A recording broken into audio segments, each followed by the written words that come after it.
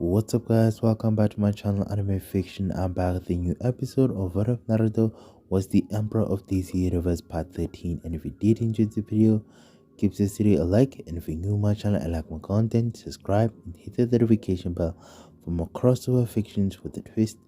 Now let's begin this new video. Chapter 39. Aside from the females, Valkis was the one who underwent the most transformations.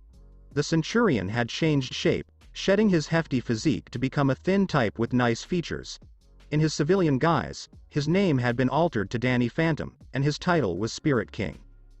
Danny had been humbled with knowledge and strength throughout his month of training under Naruto. He realized the great architecture of the cosmos and recognized himself as a frog in a well.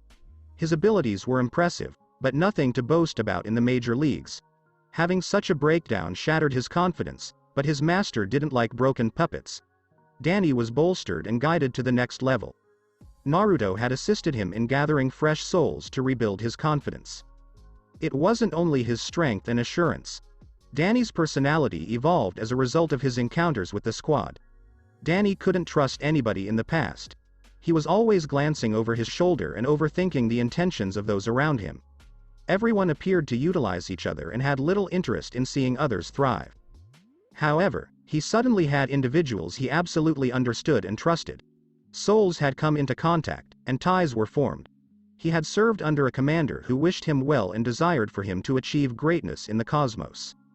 Such generosity captivated Danny's heart, and he knew he'd never be able to return such a kindness, as his master proceeded to shower him with presents for every good act.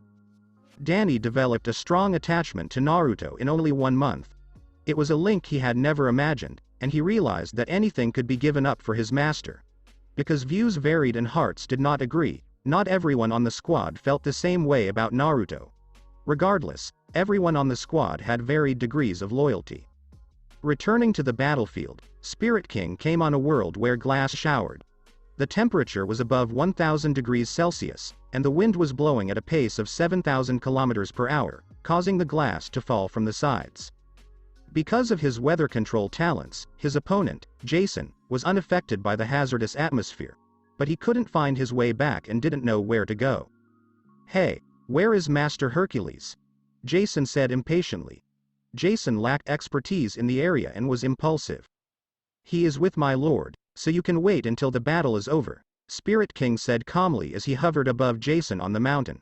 He hoped his master didn't have such challenging circumstances, but for the time being, he was adapting to the non-killing way. It was tolerable since it wasn't permanent, and personal safety was still a concern, so they didn't have to refrain from maiming their adversaries. Jason was certain that his master would win, but he wanted to see the epic fight. "Why don't we go watch the battle, because standing here would be pointless, unless you want to waste my time with a battle," Jason mumbled as he took flight and aimed his spear at Danny after whirling it flamboyantly. "You can't leave until the battle is over, and you need to stop talking nonsense. You aren't worth my time, kid," Danny said, smirking as he used his spirit pressure to make Jason kneel. Jason's abrupt action almost led him to crash into the mountain, but he managed to balance his flight and fly to Danny's height. "Is that the best you've got?" Jason said, his gaze fixed on Spirit King. He saw that the adversary was not weak and demanded his attention. His teacher had instructed him to complete a fly with full power, so he never held back. However, it did result in embarrassing and hazardous circumstances. For example, when he hit a mosquito with a lightning bolt and erased their mansion. As punishment, he was compelled to build it from scratch. It made him reevaluate such phrases, and he determined to only use them on actual opponents. "That was just a warning, and this is the appetizer," Spirit King answered with a Naruto-like grin, appearing behind Jason. His hand collided with Jason, releasing a spirit ray that rocketed over the mountain range. It did, however, pass through Jason without injuring him. Jason became a gaseous form when he sensed a disturbance in the air and employed his protective tactic. Jason reacted with a lightning strike that almost hit Danny after allowing the assault to pass past him. Spirit King moved above Jason and formed a spirit cage around him, leaving no room for him to escape in his gaseous state. Danny then summoned an ethereal spear and hurled it with all his might. The spear sailed through the air and into a portal, arriving behind Jason. Jason, on the other hand, blocked it with his lightning storm made within the cage and raised the intensity to shatter the cage. Danny realized his adversary wasn't just some fodder when he saw the boy respond appropriately to his strikes. He changed his attitude and became more serious. "I don't like messing with my enemies, so let us finish this battle," Spirit King said boldly, and Jason noticed the environment become exceedingly chilly and black. Clouds formed in the sky, and he saw a massive palm appear from above. It engulfed the whole sky, and Jason was helpless to move out of its path. To live, the only thing he could do was release his might on the hand. Jason sought to live by releasing the charged lightning storm. It was, however, fruitless. The massive palm was unstoppable and was created with enormous quantities of spirit energy. The palm of the immortal king was the name of the maneuver. It was unbeatable. The pressure it created rendered the enemy and their energy immobile. It drew their spirits. It drove the victim insane and caused them to panic. Jason was crushed into the earth in the same way as an insect is squished. The globe rocked and almost split in two as a result of the collision, and there was a massive crater on ground zero. Jason had been vanquished, his bones had been smashed, and his body was nearly entirely frozen and necrotic from the darkness aspect. Danny's ultimate move comprised all of his talents and even burned quite a lot of energy. Spirit King, pleased with the findings, negated the effects and repaired some of Jason's ailments, preventing him from dying. Before the major battle, Naruto and Hercules landed on a massive planet twice the size of Earth and 10 times as thick. It was a desert world where diamonds poured.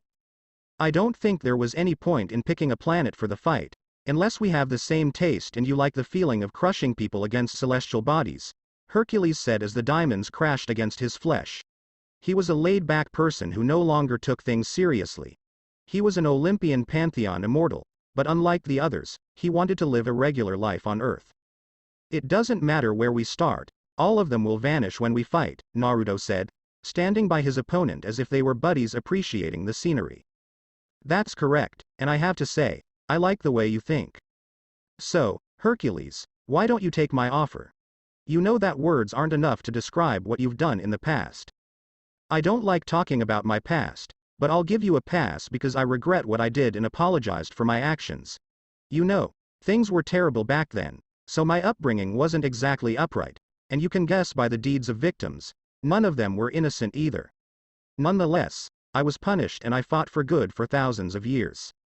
I don't bring it up because it is my payback, but I believe I have repaid my debt. I kept the Amazons safe during Darkseid's invasion. I kept Atlantis and the Amazons safe from the Giant-born. Fighting the Giant-born took me more than 1,000 years in another dimension, where I almost went insane. I actually have no problem working with you, because it looks entertaining and purposeful. Things he wished he hadn't done and tragedies from his history." Naruto didn't refute his comments since he could see into Hercules' thoughts and chose to let him go. The target had been through enough and had paid his debt. Hercules had gone so far as to continue guarding the Amazons even though it wasn't his responsibility. He merely hadn't told the Amazons about it, or sought to persuade them to forgive him. He was peculiar in that he continued to blame himself for all of his previous actions. Even now, he hated himself for his family's death, even if Hera was to blame. Naruto sensed something was wrong with his brain, and it wasn't normal. Someone had programmed his psyche to never oppose Olympus. It wouldn't make sense for someone like Hercules to not get retribution on Hera if such a creature existed. Naruto couldn't think of a single revenge idea, and he'd never tried. Naruto saw how terrifying the Olympians were and how nasty Hera could be. Once the world was resolved, he would make certain that the king and queen of Olympus received their due. He would make them surrender and bind them to his soul in order to increase his power. "You aren't going to back down after losing, are you? I swear on Olympus that if you can defeat me, I will serve you. Is that good enough?" Hercules didn't hesitate to take an oath to demonstrate his commitment. It was an oath he couldn't break since he'd be punished by the immortal of justice and maybe vengeance. He was aware that people were wary of him because of his history. He didn't care what people thought most of the time, but he didn't want to screw things up just now. He had a good feeling about Naruto and was aware of all his acts. Working with him would be fascinating, even if it was under his supervision. Even if he won, Hercules planned to collaborate with Naruto. "I appreciate your honesty and eagerness. Let us have a good spar and may the best fighter win," Naruto said as he walked away and turned around. Hercules grinned at his adversary's casualness. It was a new experience for him, and it fueled his desire to fight even more. I'm not going to hold back. Here I come, Hercules said as he rushed at Naruto with a boisterous chuckle. Both warriors were dressed in their armor but without their weapons. Hercules deflected Naruto's knee attack to the head with his palm before going for a headbutt. Hercules was pulled down by a golden hand that sprang from Naruto's shoulder and grabbed his face just before Naruto was going to be struck. Naruto then delivered a left kick, but Hercules transformed into a cloud and disintegrated before his arms could reach out to hit Naruto. While a golden fist smacked the cloud Hercules, Naruto grabbed one of the arms and pulled. Naruto cloned the ability and cancelled it, so it didn't travel through the cloud and strike Hercules. The energy behind the fist spread land and everything surrounding as the globe rocked from the collision, sending Hercules tumbling through mountains. Naruto emerged behind Hercules and delivered an axe kick from above, but Hercules nearly grabbed the leg before Naruto disappeared. A hand yanked Hercules from below and hurled him into the globe before a giant fist arrived from above. Hercules retaliated with his fist, causing a gigantic explosive shockwave that annihilated everything in its path. That was a fun starter. Let's switch gears, shall we? Hercules was happy with the appetizer and chose to employ more of his abilities. He was the immortal of strength, which meant he was exceedingly strong. His father Zeus was a galaxy-level entity at the very least, and the majority of the other Olympians were no lesser than solar system level. Hercules was one of the immortals' youngest and weakest, although he was physically of solar system level. That was tens of thousands more than star level. With a single powerful blow, he could transform every JL member into a distant memory. With that in mind, Naruto avoided direct strikes. When Hercules shoved him down, his knee was nearly severed. Naruto didn't mind the very perilous combat. He really enjoyed it. He liked a good challenge, and the recent easy confrontations had been a complete bore. People submitting without a fight was excellent, but he also wanted to have a good spar once in a while. Naruto did not respond to his comments and continued to sprint at full speed. Hercules had been immobile due to the use of the Speed Force. Along with the Speed Force, Naruto used MM's phasing ability. Naruto flew around Hercules at breakneck speed, showering him with golden fist punches that pierced the indestructible armor and struck the insides. Naruto struck millions of times before pulling back and allowing time to return to normal, while Hercules felt the impact from all angles. The incredible power drove his body from one side to the other, and his insides seemed to practically burst. As he gazed up at Naruto standing over him, Hercules vomited golden blood. It was painful. After a long period, it ached a lot. That made me feel like a mortal again, Hercules laughed as he wiped away the blood and rose up. His physique was immensely tough and could withstand planet-destroying strikes. He was taken aback by the Speed Force and phasing abilities. He'd seen it employed by JL members before, but this time it was combined, making it effective against him. You can avoid the pointless pain, Hercules. I believe we already have a winner. Do you have anything else? Naruto said confidently. I know your touch is toxic, Emperor, but my pain threshold is extreme. I have endured a lot in my long life, and I am just getting started, Hercules said as his body was bathed with golden lightning, providing him with additional protection and even increasing his response time. Hercules found himself floating in a pool of darkness when Naruto nodded. The whole world was consumed by the pool known as the whole world's evil, which reflected the evil of the cosmos. It had been strengthened further by his studies and freshly acquired knowledge and talents. It was enough to annihilate anyone's soul and turn them into a soulless husk. It was enough to drive anybody mad and wreck their mental state. Hercules, on the other hand, demolished the whole thing with his fist. He hit hard, and the power radiated outward, causing the whole black pool to burst. His golden blood provided him with heightened mental protection against such assaults, and he had been driven made several times, so he was well versed. Hercules was about to be released from the jail when he was attacked again.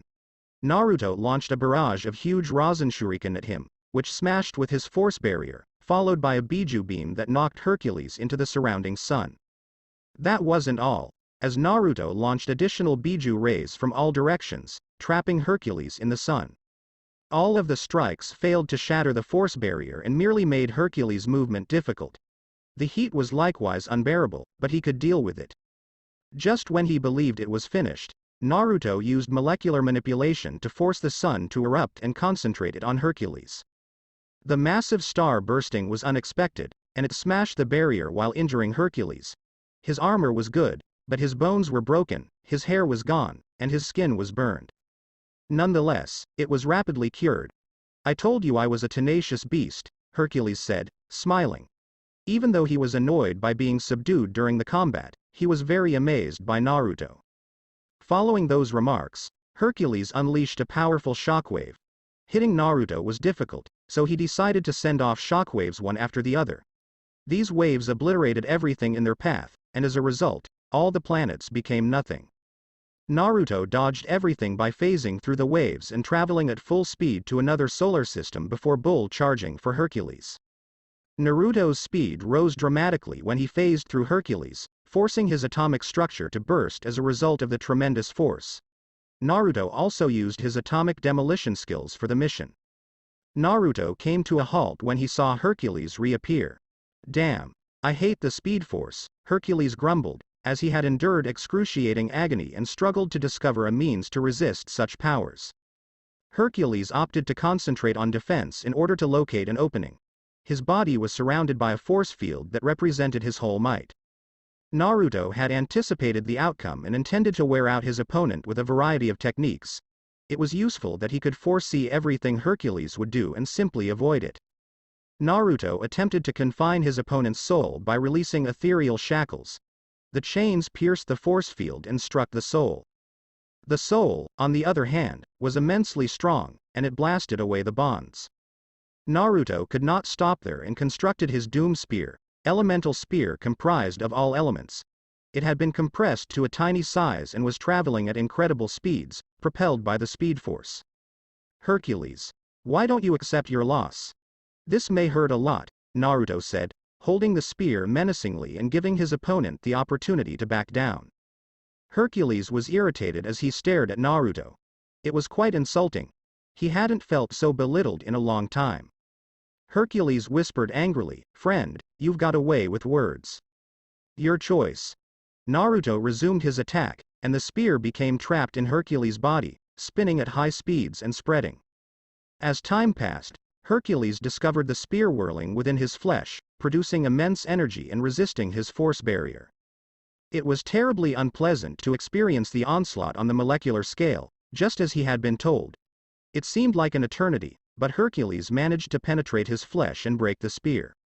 He wanted to challenge Naruto to a battle, but that would be foolish. Battles were never fair, therefore he couldn't have asked for such a disadvantage.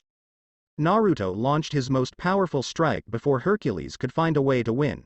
He had been accumulating light beams from many stars during the 30-minute battle in which Naruto tried to defeat Hercules with various strikes. The light beams had been combined with other components, causing them to alter. Naruto was able to produce the truth-seeking balls, the black balls of doom employed by the Sage of Six Paths. Truth-seeking balls embody the power of all fundamental natures. It was possible to create a variety of effects by mixing the different natures within the orbs. They were capable of instantaneously converting whatever they touched to nothing more than ash, even the soul. If infused with a certain yin-yang release jutsu, the orbs may neutralize whatever energy they come into contact with, rendering them impenetrable to it. This includes neutralizing the regenerating properties, allowing them to permanently injure and kill immortals. However, the orbs are incapable of negating senjutsu and higher types of energy, like as Darkseid's Omega Force or the Olympian's energy, among others. The power was dependent on the user's comprehension and could be improved to counteract all periods of energy. Hercules hadn't seen the billions of black beams collected around the battlefield because the beams had become dark. The rays passed past the barrier and targeted his adversary's molecules. This was Naruto's most powerful strike, draining the bulk of his vitality. He had nothing more powerful than the Storm of Chaos. The assault was above star level and was being targeted directly with erasure and energy cancellation. It not only injured the adversary, but it also sapped his life force and abilities. Hercules was defeated by such a maneuver. He was blown to nothingness and had difficulties reassembling himself. Naruto captured him within a cage composed of black balls since his healing power was severely limited. The battle is over, and it was fun while it lasted, Naruto grumbled after avoiding several hazardous hits throughout the combat. Hercules had even attempted self-destruction on Naruto, and he had only escaped because to foreknowledge. Hercules, on the other hand, was perplexed by such statements. The combat had not even begun when Naruto said such remarks. The black rays blasted him to nothing and locked him within the black ball. What the heck just happened? Hercules exclaimed as the combat ended abruptly. He couldn't believe it had ended that way. I can see the future, Hercules. I fought you and won. Let me show you, Naruto said with a grin as he displayed the fight. He was overjoyed with his new skill, which was based on his Sage Mode precognition and his eyes. It was known as the Alpha Force. Although Naruto's strikes are finished in a moment, you can't fathom how many attacks he truly launched, and in truth, you can only witness the last blow that took down the opponent since it is an ultimate force that instantly replayed the whole combat. Naruto could really see through the combat and recreate it with this power, allowing him to quickly finish the opponent while understanding what works and what does not. However, it wasn't flawless yet and didn't enable him to win with a single stroke if he had never had the potential to do so. It also didn't perform well with a large number of opponents on the battlefield and used a lot of energy. Hercules was extremely impressed after finishing the battle and accepting his defeat. Fighting was enjoyable, but simple triumphs had a profound effect on the opponent. One of the reasons he utilized Alpha Force against Hercules was because of this. The man wasn't horrible anymore, but he had a lot of pride. Most people couldn't stand following commands from someone lesser or equal to them for long. The simple triumph demonstrated the disparity in their powers and led Hercules to feel there was a tremendous gap between them. He would never dare to oppose Naruto as an adversary.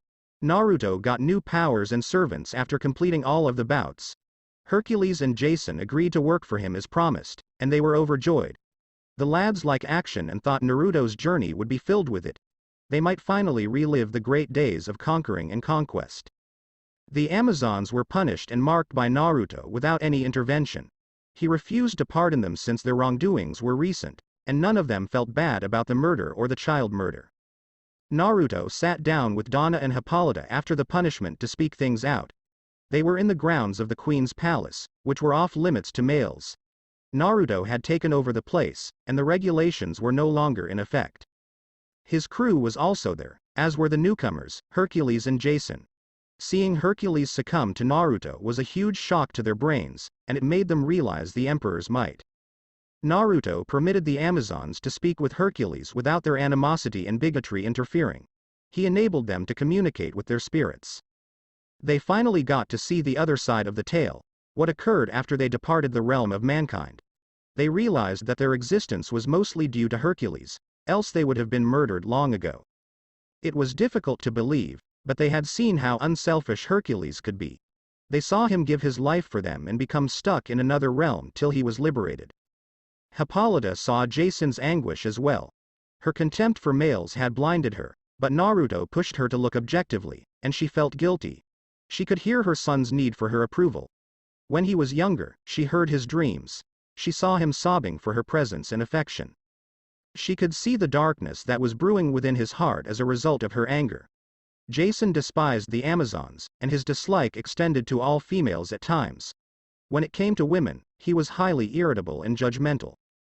Aside from that, Naruto made them realize how ineffective they had been during their entire existence.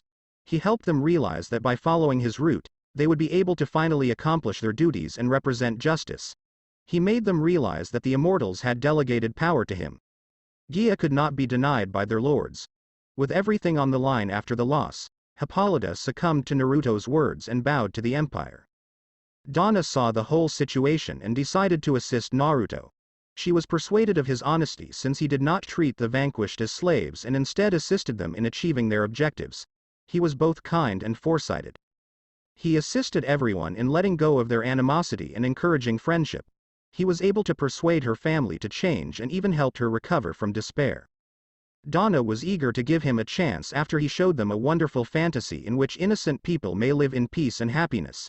She didn't want anybody to die or suffer like her family. She didn't know whether things would go as planned, but her presence may assist ensure that the road was straight. After finishing up on Jupiter, Naruto created clones to contact the remaining targets since he had used up more than half of his abilities. He didn't want to risk getting into another large battle after spending so much energy defeating Hercules. The clones zeroed down on Catwoman and the Birds of Prey, who were hiding out in Silicon Valley. It was their new home after abandoning Gotham's clock tower. The Birds of Prey were a squad formed by Batgirl after she was crippled by the Joker and assumed the identity Oracle. It was a squadron of female warriors led by Black Canary and Batgirl. Batgirl, Black Canary, Vixen, Gypsy, Black Alice, Catwoman, Katana, Huntress, Power Girl, and Lady Shiva composed the gang. It was a poor squad in comparison to the JL, but they executed their work successfully despite the members' contrasting personalities. Mari McCabe, a Zambesi-born American entrepreneur and model, was also known as Vixen.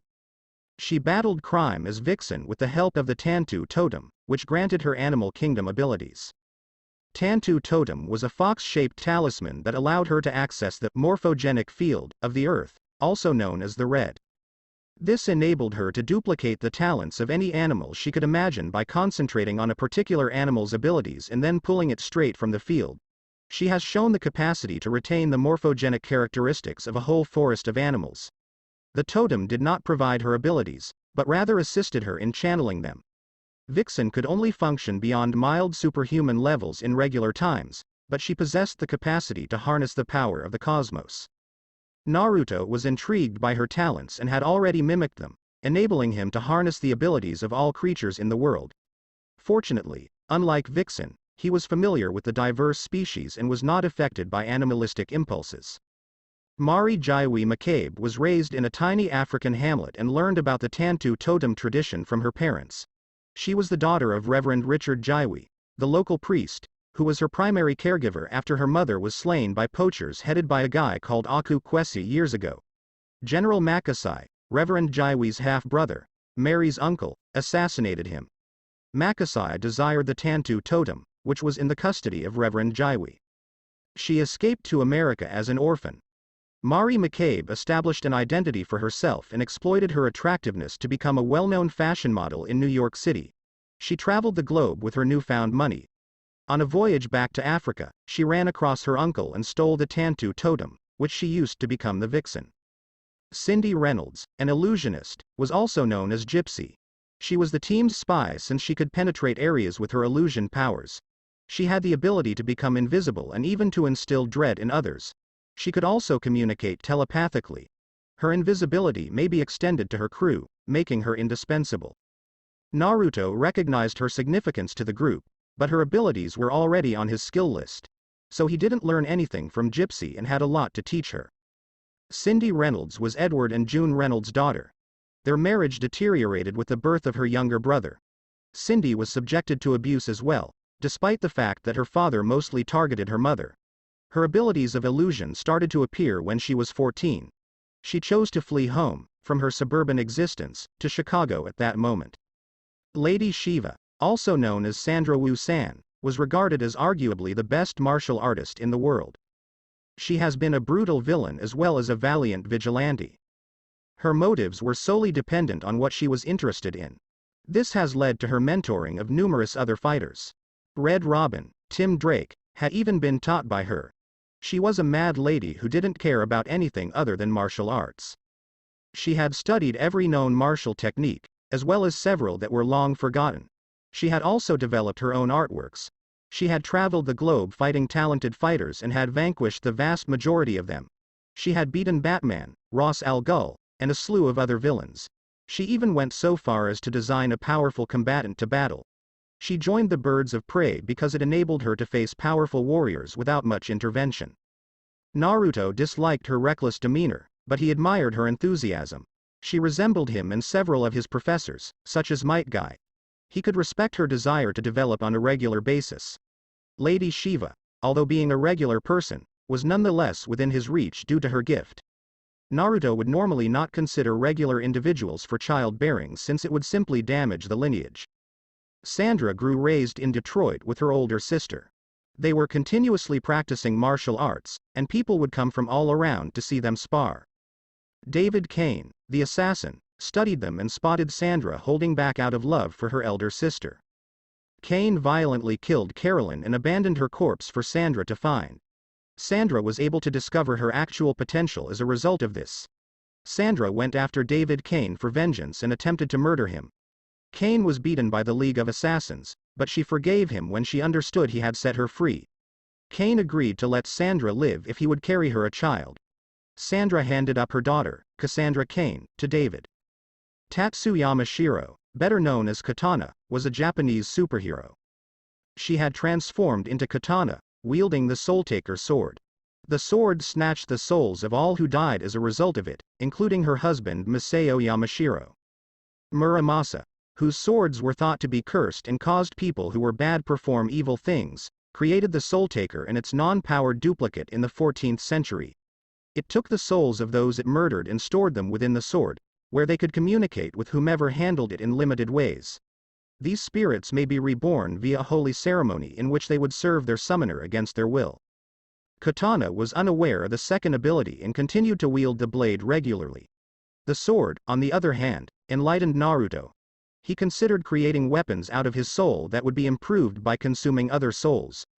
As a result, his equipment underwent a transformation and became a part of his soul. He knew that once he had control of the earth, millions of souls would succumb to his power. Tatsu was a typical Japanese girl, save for her martial arts prowess. Masao and Takeo Yamashiro, two brothers, both declared their love for her. Masao was her favorite of the two. Takeo was enraged and refused to attend the couple's wedding. He had joined the Yakuza at this point, and his family had disowned him as a consequence. Tatsu and Masao formed their own family after the deaths of her parents, and she gave birth to twins, Yuki and Reiko. Meanwhile, Takeo ascended through the ranks of the Yakuza, and one of his unusual interests was antique weaponry. General Carnes presented him with a pair of paired swords, one of which Takeo preferred owing to its supernatural abilities and became known as the Soul-Taker sword. Takeo carried both swords to the Yamashiro house one night in order to assassinate his brother with the sword. He immediately knocked Masao down, but Katana grabbed Soul-Taker from him. During the battle, Takeo inadvertently ignited a fire, killing Tatsu's family. Tatsu started training as a samurai after obtaining Soul-Taker from a teacher named Tadashi. She graduated from his tutelage after a long time and went for America, where she planned to utilize her abilities to fight for justice since she didn't want to dwell in Japan, where her history tormented her spirit. She was given the pseudonym Katana after the blade she wielded. Black Alice, also known as Lori Zeklin, was a teenage magical leech who could take the abilities of others. She was inexperienced, prone to rage, and yearning for a sense of self and belonging.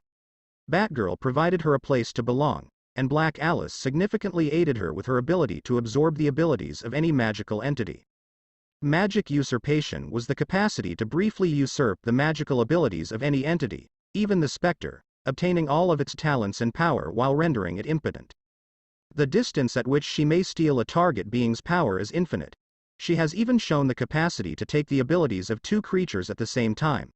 As a result, she became one of the most deadly creatures on the earth. These abilities, however, did not last, and she was no more than a regular person without them. The more potent the magic she gains control over, whether from one or numerous sources, the shorter she can keep it, and she has no idea how long abilities will last until they fade. Power enough beyond her understanding, like as when she sought to absorb Satanus's abilities, may make her catatonic. Naruto was intrigued by the power and sensed that it posed a danger to him. Naruto could duplicate the skills, but he wasn't going to steal them from the proprietors. That is, Black Alice could employ the acquired abilities on the same level as those eternal entities. She didn't have much control over her abilities, and Naruto knew a means to negate them. He viewed Black Alice as a strong addition to his squad and wanted to recruit her and give her room to flourish. Dr. Fate assisted her in controlling the unstable abilities, but heroes had difficulty delving deep into their powers. Unlike them, he would not restrict her talents and would enable her to go farther than she had ever gone before. Mrs. Zeklin used to be a regular girl, but one day, overcome with humiliation, she committed suicide by overdosing and drowning herself in her pool. Lori found the corpse after returning home from school. Later that night, Lori learned she possessed a supernatural ability. She could borrow the magical abilities of other superheroes or supervillains. She did not have the same level of control over the abilities as their owners, and she had little say over when she could use them or for how long. Despite this, Lori, as Black Alice, devised a plot to revenge her mother's murder and punish the prescription drug dealers she considered as above the law. Lori's father, broken and depressed, withdraws inside himself. For Lori's sake, he pretended that nothing was wrong. Lori was as saddened by her mother's death, but she was conscious of her father's transformation and assigned herself the job of carer. Her grades started to deteriorate, and she grew estranged from her friends. Her major social group, a Wiccan circle, dismissed her because she was releasing black energy after the death of her mother. In reality, the circle's head, Lori's closest friend, Dawn, was envious of Lori's true and increasing talents. She attempted to work alone from then on, but was almost slain and was rescued by the birds of prey. Dinah Laurel Lance, one of the world's best martial artists, was Black Canary. She was the daughter of Dinah Drake, who had previously used the pseudonym, and a frequent companion of Green Arrow, who later became her lover and spouse. Black Canary has played a key role in the Justice League of America and the Birds of Prey. Dinah had a metagene, which provided her with a powerful sonic blast capable of damaging and stunning adversaries or objects to the point of breaking metal. She has extraordinary control over her voice cords. This allowed her to imitate noises and produce whatever sound she wished, and she even developed many powers as a result. The canary cry could reach 300 decibels, which was enough to make a person's ears bleed even if they weren't the intended target. Naruto viewed Dinah as a method to persuade the JL even farther, particularly when Green Arrow was on the verge of breaking. He had watched everyone and was familiar with their characteristics. Diana, Green Arrow, Aquaman, and a few other Justice League members shared his viewpoint. They had been combating crime for decades and had only seen an increase in the number of supervillains. Not even the old villains had died. Dinah Laurel Lance was born into a crime-fighting family. Larry Lance, her father, was a police officer, and Dinah, her mother, was the first Black Canary. Despite her mother's wishes, Dinah opted to become a crime fighter at the age of 19. Dinah took up her mother's name and adopted a suit as her own after a rigorous training regimen under the careful supervision of the original Black Canary's close friend Ted Grant, better known as Wildcat. Dinah was distinct from her mother in that she had the ability to perform a canary cry, a superpowered screech to employ against her enemies. Dinah's canary cry was formerly thought to be the consequence of her childhood curse by the criminal the Wizard. However, owing to inexplicable temporal shifts, these sonic talents were subsequently revealed to be a result of Dinah's possession of the metagene, making her a super-powered metahuman from birth. Finally, there was Kara Zor-El, also known as Power Girl. She was an older Supergirl with a distinct demeanor and power comparable to Superman. However, since the Man of Steel had lived under the Yellow Sun for a longer period of time, his abilities were much higher than those of other Kryptonians. Naruto found the Kryptonians to be both interesting and incredibly beneficial to his mission. Naruto, unlike other major troops, was not scared to bring them back. He never let his anxieties and fears lead him to make bad judgments. Why shouldn't he bring back Krypton if he's willing to bring back innocent lives? He had previously intended to bring them back, which was one of the reasons Supergirl was so pleased with him. He wasn't terrified of facing up against primordial powers, and he was looking forward to the experience. Kara was born on the planet Krypton, where she shared a home with her cousin Kal-El and a friend called Val-Zod. Kara was brought to Earth when Krypton collapsed, but when she arrived, her cousin had already grown up to become Superman. Kara was adopted by Kal and his wife Lois, and she later became Supergirl, a member of the Wonders of the World and a friend of fellow vigilante Robin, Helena Wayne. Darkseid's invading army had not yet openly declared their presence on Earth when Supergirl arrived. However, in order to protect her from the invaders and have a secret weapon on hand, Kal-El kept Kara concealed on a Micronesian island, where she was raised and trained. Kal also barred her from leaving the island, even if it was to assist someone. Kara's adolescent defiance, on the other hand, pushed her to slip off the island when she thought her cousin would be too preoccupied to notice. She was able to conduct good actions with her super speed without people noticing that she was not Superman. During one of these outings, she would meet her closest friend, Helena, Earth 2's Robin. Kara started serving openly as a wonder of the world once the battle with Apocalypse worsened. Her actions aided in keeping the battle at bay. Kara was left out of the operation when Batman found a means to end the conflict and was instructed to protect the nuclear bombs that the world's governments had agreed to maintain until the very end. Although Superman, Batman, and Wonder Woman were slain, they were able to demolish Darkseid's towers, rendering the parademons inoperable and rescuing the Earth. Supergirl was catching up with Robin, and they had little time to mourn their departed mentors and family when their attention was drawn to a boom tube vortex with a lone man emerging inside it. The gateway was opened by the Earth's last two surviving heroes. Kara takes a new identity after arriving in the present universe, becoming Karen Starr. She utilized her abilities to harvest rare minerals and became a millionaire who invested in technology with the greatest scientists in order to discover a way back. During her time on Earth, she was in a relationship with Michael Holt. Their romance began when Michael asked her to a fundraiser for Senator Gonzalez's presidential campaign as Karen Starr. Karen, on the other hand, was surreptitiously borrowing Michael's dimensional tunneling technology in the hopes of utilizing it to return home while they were dating.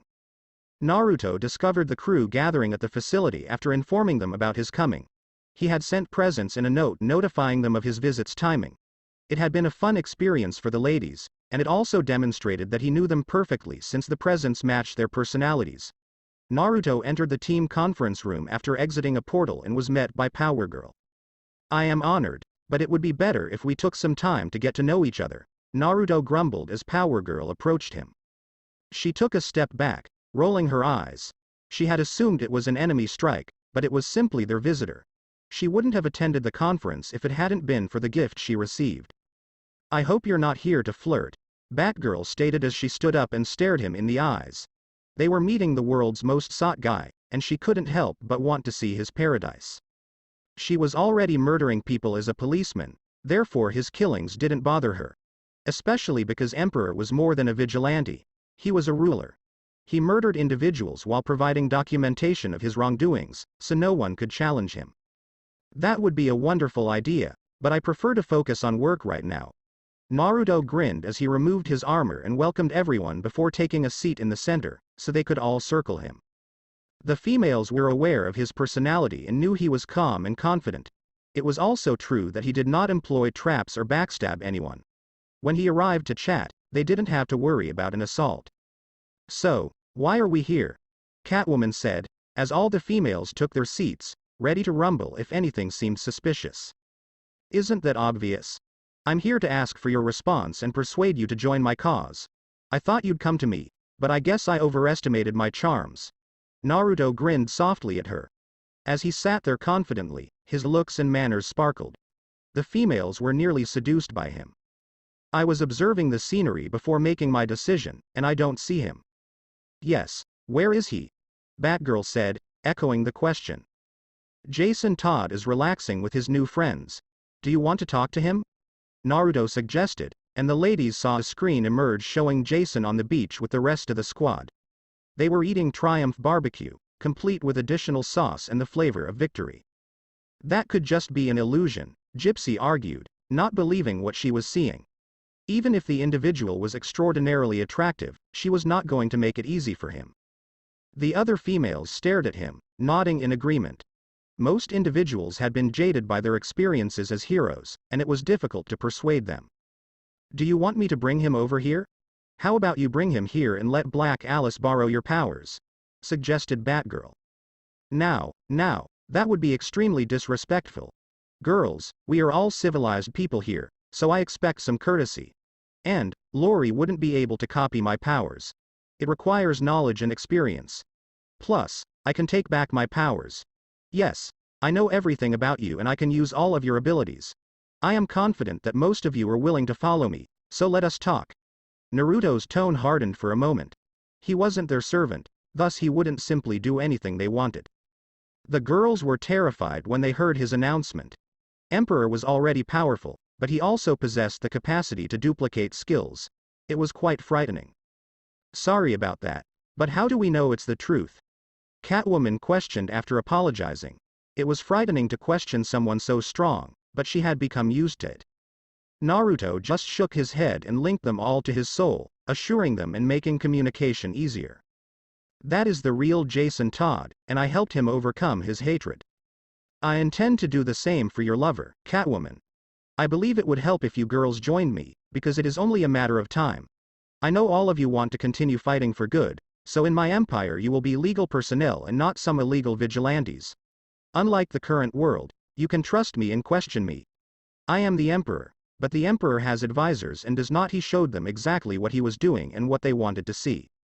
Saving Jason was already a significant indication for them, and the fact that all the other heroes came to his aid further added to his case. Are you sure you can help him? No one has ever succeeded. Batgirl was persuaded by the other points, but the statement regarding Batman was insane. She wanted to see her mentor smile and live happily ever after, but she couldn't fathom him without his solemn demeanor. Batman was the real deal, while Bruce was simply a facade, or so he thought. He took satisfaction in battling crime, despite the fact that it was drowning him in darkness. Batman was assisted to rise up and battle by his comrades and children. He brightened up and discovered a reason to live, but even that didn't last long. Fear and anguish were still within him, and they were eating him up. There was so much suspicion and anxiety in his spirit that he may snap in the wrong way. It was never a smart idea to keep everything within, and Batman did just that. There is nothing impossible for this emperor, and healing broken minds is one of my specialties. I have experience with thousands of lives that allow me such confidence. Look around you, and you will not find a single failure. Once I start working on Batman, he will fall without a doubt. Look at yourselves, have I not solved most of your problems? You were stressed and frustrated with life, now look at you. Now you only have a single worry, this emperor. Nobody, as usual, had the language to refute his claims. The world had been at peace since Naruto began working, and the heroes had found themselves at ease. The anxieties of the past had mainly subsided, and society was changing for the better. Naruto was the sole source of concern anymore, as he had much too much influence, ambition, and power. What do you need from us to help Batman? Catwoman inquired, her heart full of optimism. She had faith in his abilities and wanted to see her love smile once again. I just need your help. Batman just needs to know you're there for him. We'll talk to him together, and I'll heal his broken mind. We'll help him overcome his fears. Do we have a place as heroes in your world? Batgirl said, a question on her mind. Naruto's world was flawless, so why would he need human beings like them? The answer is very obvious and can be found in my interviews.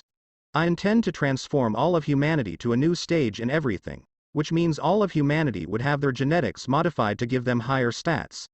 I want my people to be the best, not even second best. Even though people would have almost everything, there would always be a need for an army to keep the peace. Are you not afraid of the world falling into anarchy with such powers? Huntress said, as the vision was perfect, but plans had a habit of going wrong. Such powers will always be child's play in my eyes, and I intend to install a system to manage everything, plus I will have your kind of people to manage them. I was thinking of letting Batman and some other little friends watch over them. Don't you have too much faith in our abilities, or is it faith in your own abilities? Black Canary inquired.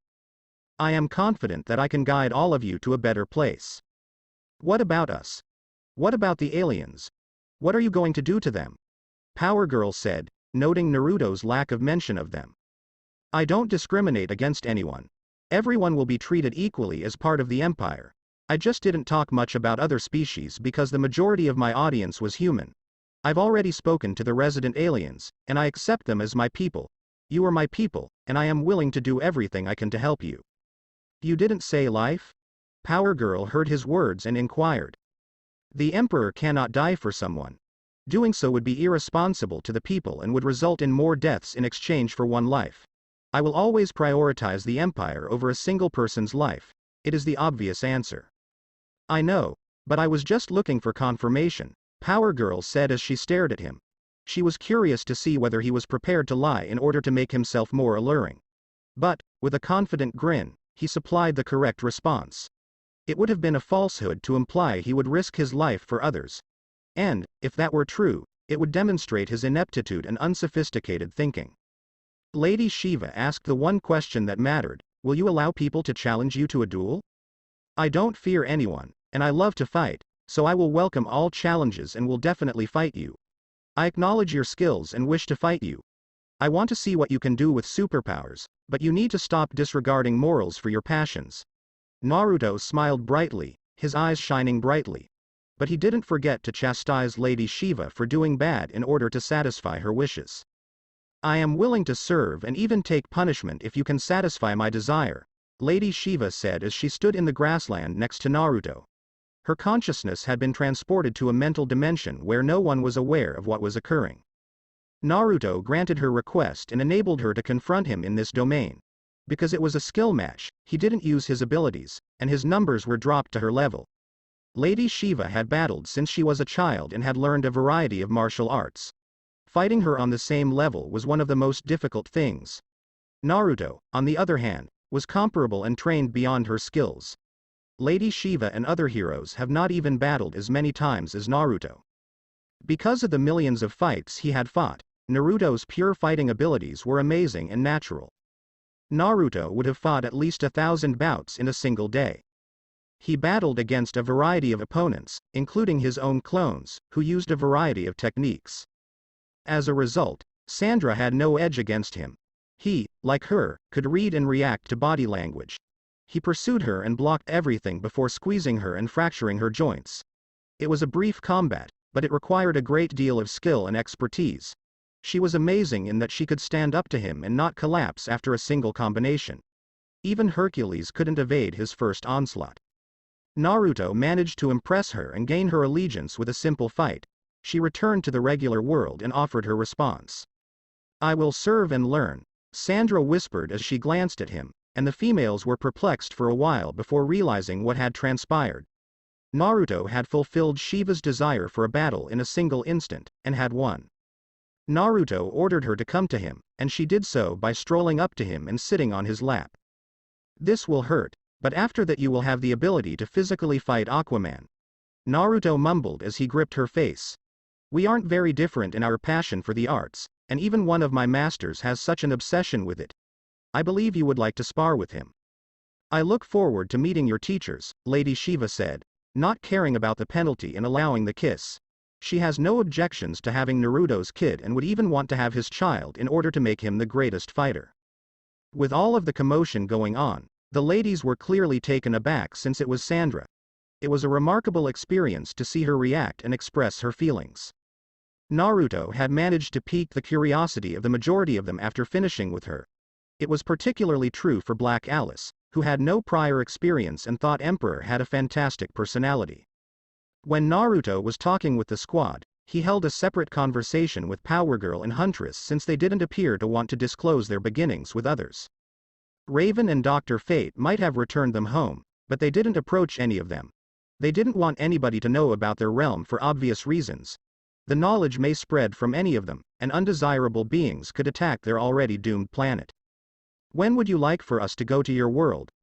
Naruto said as they sat above the clouds, admiring the beautiful sight below. Emperor, as predicted, was aware of their origins and their intentions. But did they want the Emperor to come to their world? When I thought about it, the answer was rather simple. They wanted him to come instead of the other heroes because the Emperor would not leave once he arrived. Do you intend to conquer the multiverse? Power Girl said quietly, intrigued by his goals. Yes, I intend to rule over everything. I don't like the idea of people suffering somewhere I can reach. You could call me a perfectionist. I see. We'll leave the date of our departure to you because you're so good at planning, but don't expect the same from us. We're not going to offer ourselves to you, Power Girl said as she turned to face him. She found him physically and intellectually appealing. She, on the other hand, had never met him. I didn't expect such a thing from any one of you. You are free to choose and I won't interfere with that choice. Nonetheless, you all can relax now as I will ensure that your world achieves an era of peace. I am not afraid of Darkseid and he is one of my targets once I am done with Earth. Naruto could see Kara's features in her eyes when he looked into them. Although their personalities varied, both females were extraordinarily lovely. Power Girl was careful and calculated, but yet fun. Kara was direct and fiery, yet she was still quite nice despite what she said. Coming closer, Naruto mumbled, though, I wouldn't mind courting you. Power Girl seemed to be in a daze, awaiting a kiss. Power Girl realized how he had played with Sandra after seeing his fun grin and wink. He despised all females. His seduction abilities were just unmatched. His voice, his eyes, his appearance, and his demeanor all drew attention. After finishing up with Huntress and Power Girl, Naruto ended up with the rest of the females and managed to persuade them to support his cause. Vixen followed after hearing and witnessing the plight of Africa after Naruto's intervention. Black Alice followed because she was enchanted, and since her family life had been tidied up thanks to Naruto's assistance, her father was in great form. Because of the Bat family connection and Naruto's mention of Green Arrow, Black Canary was persuaded. Green Arrow was breaking apart, and she had witnessed his condition deteriorate, but it had improved once Naruto came. The guy had been discussing murdering the convicts while attempting to play it off as a joke. She consented to join Naruto since her husband would eventually follow him and fight the manner he wanted to bring about true change.